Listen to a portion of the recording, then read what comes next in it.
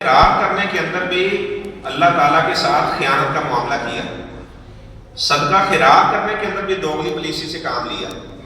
وَجَعَلُوا لِلَّهِ مِمَّا زَرَعَ مِنَ الْحَرْثِ وَالْأَنْعَامِ نَصِيبًا فَقَالُوا هَٰذَا لِلَّهِ بِزَعْمِهِمْ وَهَٰذَا لِشُرَكَائِنَا۔ وہ جناب کچھ کھیتی میں سے حصہ خاص کر لیتے ہیں، کہتے ہیں کہ یہ اللہ تعالیٰ کا حصہ ہے اور یہ ہمارے معبودوں کا حصہ ہے، لات منات عزیٰ کا حصہ ہے۔ اچھا اس کے بعد کیا ہوتا ہے؟ فَمَا كَانَ لِشُرَكَائِهِمْ فَلَا يَصِلُ إِلَى اللَّهِ۔ اگر کوئی ایسی آفت وغیرہ آ گئی، ان کے جو معبودوں کا حصہ تھا وہ اگر کچھ کم ہو گیا، وہ اللہ تعالیٰ کے حصے سے اپنے معبودوں کی کمی کو پورا کر دیتے اور کہتے کہ ہمارے معبودوں کے حصے میں کمی نہیں آنی چاہیے تھی۔ اگر بالفرض 10 جانور اللہ تعالیٰ کے لیے رکھے انہوں نے اور 10 جانور اپنے معبودوں کے لیے رکھے،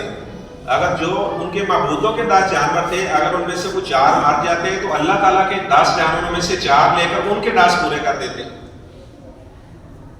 فَمَا كَانَ لِشُرَكَائِهِمْ فَلَا يَصِلُ إِلَى اللَّهِ وَمَا كَانَ لِشُرَكَائِهِمْ، فرمایا کہ جو انہوں نے اپنے شریکوں کے لیے خاص کیا ہوتا تو وہ اللہ تعالیٰ کے حصے میں شامل نہیں کرتے تھے۔ اگر اللہ تعالیٰ کے حصے میں کمی آ جاتی، مثال کے طور پر کچھ کھیتی چھوڑی ہے، وہاں پر کوئی ایسا مسئلہ بن گیا، کمی ہو گئی ہے، اپنے معبودوں کے حصے سے لے کر اللہ تعالیٰ کی کمی حصے کی کمی کو پورا نہ کرتے تو اللہ تعالیٰ فرماتے ہیں کہ سَاءَ مَا يَحْكُمُونَ، بڑے برے لوگ تھے، بڑا برا فیصلہ کرتے تھے، اللہ تعالیٰ کی ذات کو پسے پشے ڈال دیتے اور اپنے خود ساختہ معبودوں سے اتنا ڈرا کرتے تھے اور پھر ایسے ضابطے بنائے ہوئے تھے کہ اگر جانور کو ذبح کیا ہے، کچھ انہوں نے بحیرہ، صائبہ، وسیلہ، حام اپنی طرف سے جانوروں کو بتوں کے نام پر چھوڑ دیتے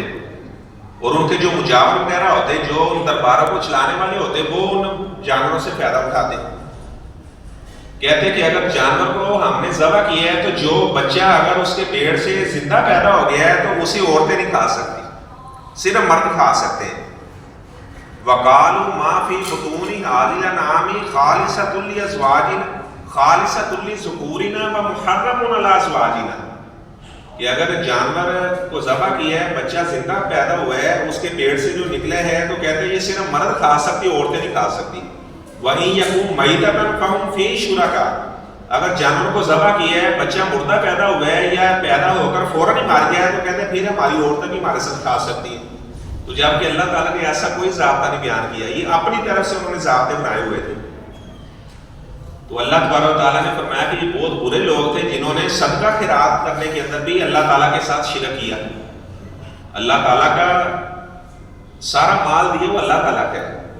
اگر کوئی آدمی جناب وہ غیر اللہ کے لیے نام کوئی چیز خاص کر دیتے ہیں، آپ صلی اللہ علیہ وسلم نے فرمایا لعن اللہ لمن ذبح لغیر اللہ،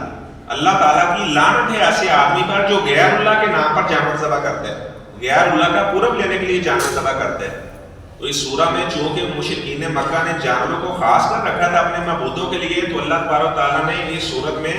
جانوروں کے احکامات کا ذکر کیا، اس لیے اس کا نام ہی سورہ انعام رکھا۔